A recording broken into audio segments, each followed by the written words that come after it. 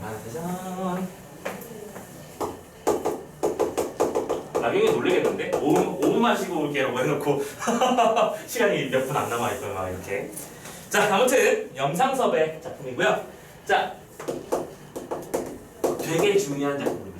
되게 중요한 작품. 아, 물론 까놓고 말해서 여기 칠려있는 작품 중에 안 중요한 작품은 없어요. 없는데 이 작품도 우리 수능이나 EBS 같은 교재에 아주 빈번하게 실리는 작품이고, 하나 더 너희들 교과서에도 아주 빈번하게 실리는 작품이라고 보면 돼. 오케이? 자, 참고로 이 작품의 제목은 만세전 이렇게 끊어내는 건데, 이때 전은 홍길동전, 유충렬전의 그 전이 아니에요. 저는 이전이라는 뜻이야. 만세 이전. 얘들아, 만세운동이라는 건 뭘 말하는 거니? 만세운동. 대한독립 만세를 외쳤던 무슨 절? 3.1절. 그래. 3월 1일 날 했던 일이잖아. 그 3일 만세운동이 몇 년도에 일어났어? 아이고 1919년에 일어났지, 그치? 이거 알지? 이거 외우는 방법. 오케이? 임신아 언제? 1700. 아니야. 800. 600. 어쭈? 너무 던지는 거 아니? 참고로 그거 외우는 방법 선생님이 설민석 씨가 말해주는 거 보고 나도 외웠거든? 이러고 있을 때가 아니야. 1592 1592년 이러고 전쟁 떴잖아. 이러고 있을 때가 아니야. 괜찮지 않니? 아무튼간에 1592년 임진왜란, 1919년 3.1운동, 그 다음에 한글 창제는 한글 창제는 1500. 오! 너무 많이 썼어. 1400. 1443년. 근데 참고로 선생님은 되게 다양한 것도 안 돼요. 방법을 안 쓰거든. 1443년 단순하고 단촐하게. 오케이? 뭐 그런 일들이 있었다는 건데, 자, 그러면 만세운동이 있었던 전해를 말하는 거기 때문에 이거는 작품 배경은 1918년이라고 아주 찝을 수가 있어요.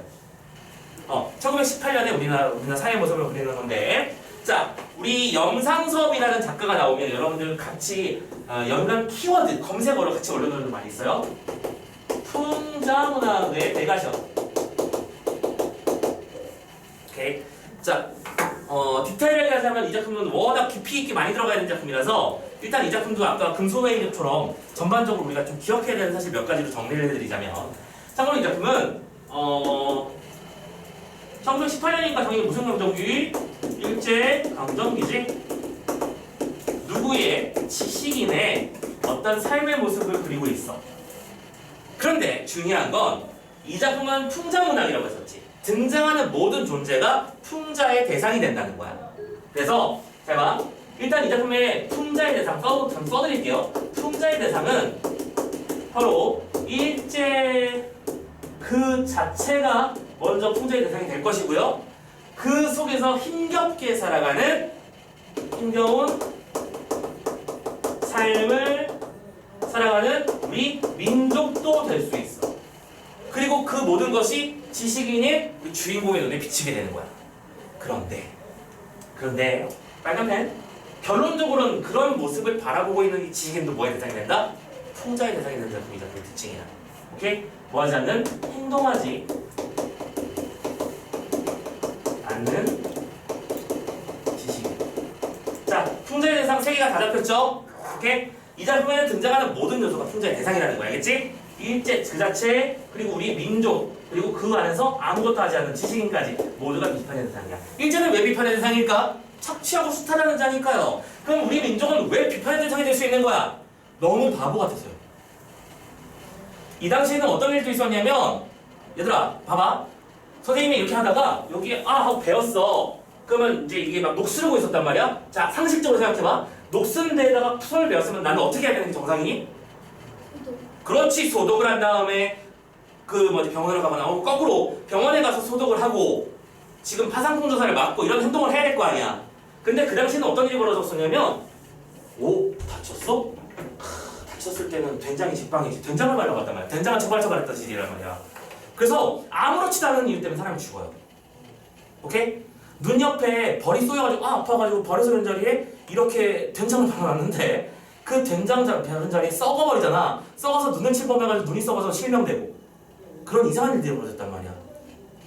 일제는 우리를 어떻게 빼먹고 할까 고민하고 있는데 우리 민족은 우리끼리 바보야. 너무 그게 지식인의 눈에는 안타까웠던 거지. 근데 이 지식인의 특징이 뭐냐면, 자, 이거 중요한 거니까 파란펜으로 쓴다. 이 작품의 기본적인 구성 패턴이야. 우리 주인공이 어딘가로 가. 여정이 존재해. 됐어? 그리고 그 여정에서는 견문이 발생. 잠깐만요. 기행문 같지 않나요? 뭔가를 보고 들어. 그리고 거기서 감상, 느끼는 바를 서술해.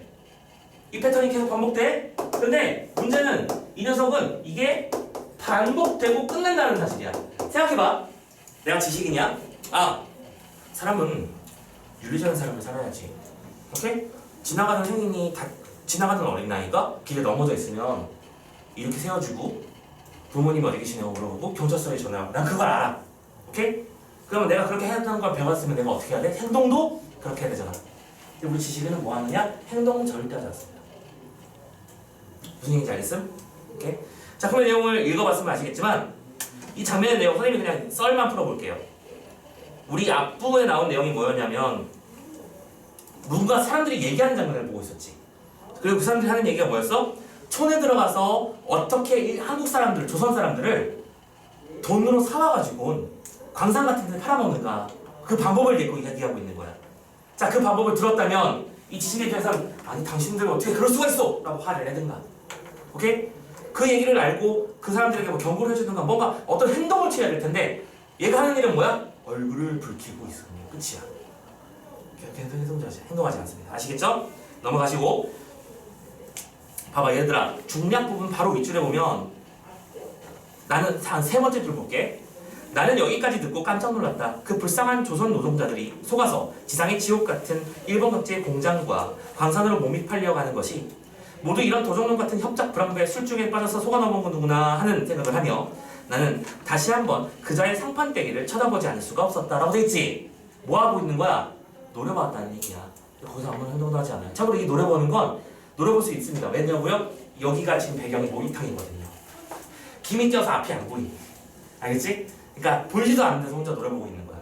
행동하지 않는 지식이다. 그 말씀드렸지? 그래서 비판의 대상이 되는 거 좀 잡고 시작했으면 좋겠기에 말씀을 드립니다. 두 번째, 이 작품에서 특징으로 좀 알아주셔야 될 게 요것과 연결되는 건데요. 기본적으로 이 작품은 여로형 구조라는 특징을 지녀.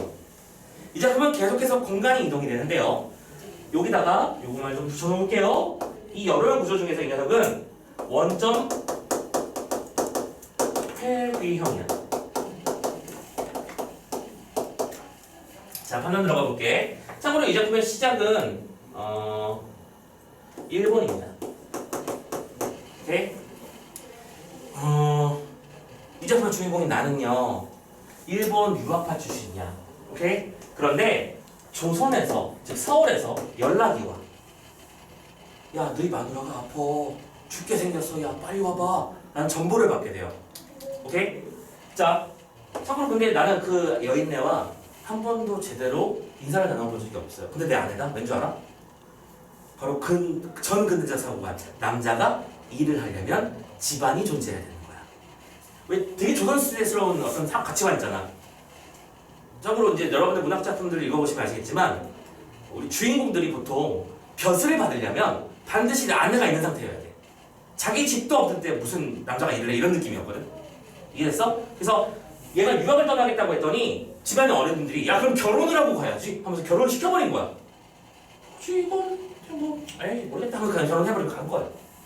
정일도 없는 거죠. 오케이? 자, 그런 상태에서 부르니까 가고 싶겠어 안 가고 싶겠어? 별로 가고 싶지 않아. 그래서 근데 어쨌든 내 아내가 미안 티처롭다고 하니까 가긴 가야 될 거 아니야, 그렇지? 그렇게 해서 봐봐, 시모노세키라고 하지. 이름이 한자 이름이 뭐였지? 아무튼간에 일본의 항구 도시 시모노세키에 도착해서는 검문을 받으면서 짜증이 나. 그런 다음 부산항에 도착하게 돼요. 부산항에서는 이제 나를 미행하는 참고로 경찰들이 있는데, 참고로 여기서는 배를 통해서 이용하고 배를 통해 도착해서 여기서 부산을 도착한 다음에 부산 다시 기차를 타고 서울로 이동하는 모습이 보이거든. 요 사이에서는 계속 뭐가 있었단 말이냐면 감시가 붙어 있어. 왜냐면 조선에서 온 학생이 일본에 있다가 조선으로 돌아가는 모습을 보이니까 저 녀석 오케이? 뭔가 있을지도 모른다는 형사의 미행이 붙어서 막 짜증 지수가 점점 붙는 거야. 그래서 그 형사의 미행을 피해서 방금 여기서 봤던 목욕탕에 들어왔던 거야. 근데 목욕탕에 들어왔는데 이 사람들이 하는 얘기가 어떻게 하면 조선 사람들을 잘 꼬드겨가지고 빼먹을 수 있는가를 얘기하고 있는 거야. 열이 받은 거지. 점점 이런 이 상황이 이루어질수록 열 받는 일이 더 많아져. 부산에서 서울로 올라가는 기차에서는 우리나라 사람들이 공동묘지법에 대해서 답답해합니다. 공동묘지법이 이 작품 중대한 소재 중에 하나인데요. 사람들은 공동묘지법이라는 게 생기면서 그러면 이제 우리 선산은 어떻게 모시느냐 그 걱정을 하고 있어요. 부모님이 돌아가시거나 어르신이 돌아가시면 우리 선산이라는 정서에 묻어야 되는데 이제부터는 다 화장해가지고 무슨 납골당 같은 데만 설치해가지고 막 한대요. 걱정되잖아. 그런데 내가 보기엔 지금 공동묘지가 문제가 아니야. 우리나라가 통째로 뺏겨 있는데 무슨 공동묘지가 문제야. 죽은 뒤에 걱정 왜 해? 하든 말든 그게 중요한 게 아니라고. 우리 독립해야 되는 거 아니냐. 왜냐면 내가 겪어봤더니 알겠거든. 나한테도 자꾸 태클이 들어오고 조선 사람들은 한결같이 비굴한 모습으로 살아가고 있었어. 안타까웠던 거야. 자, 그래서 마지막에 조선에 서울까지 오게 됩니다. 서울에 왔더니 아니나 다를까 내 아내는 또 아까 말씀드렸던 그 어처구니 없는 이유로 운명을 달리하게 됩니다. 그런 상태에서 우리 주인공이 마지막으로 외치는 말이 하나 있어요. 뭐라고 하냐? 공동묘지다. 아까 공동묘지법 때문에 사람들이 민감해한다고 했었죠? 오케이? 그러면서 뭐라고 하냐면 구더기가 들끓는 무덤이다. 이런 식의 말을 해요. 오케이? 자기가 무덤 속에 있는 줄도 모르면서 이것을 어떻게 벗어나볼지 고민하고 있는 공동묘지 속의 구더기. 이게 바로 뭐야? 우리 조선의 현실이라는 얘기지. 비판의 말을 하는 거야. 그치? 구더기는 뭐야? 조선이에요. 조선의 비참한 현실을 공동묘지라고 하는 제목을 줘서 표현하고 있는 거지. 참고로 그래서 이 작품은 원래 신문에 연재됐을 때 제목이 무덤이었어요. 원래 제목은 무덤이에요. 근데 이 무덤이란 제목으로 책을 내려고 했더니 주변에서 반대하는 거야. 야, 너는 무덤이란 책 이름 사고 싶냐?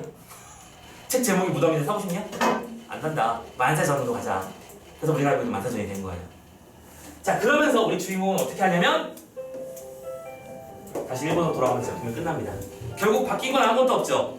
그럼 봐봐. 여로형 구조라고 하는 말이 중요한 건데 이 녀석이 원점으로 획이 돌아가 버렸지. 그렇기 때문에 이 녀석은 인식의 변화가 혹은 인식의 성장이 이루어지지 못했다는 특징을 보여주기에 적절한 거야.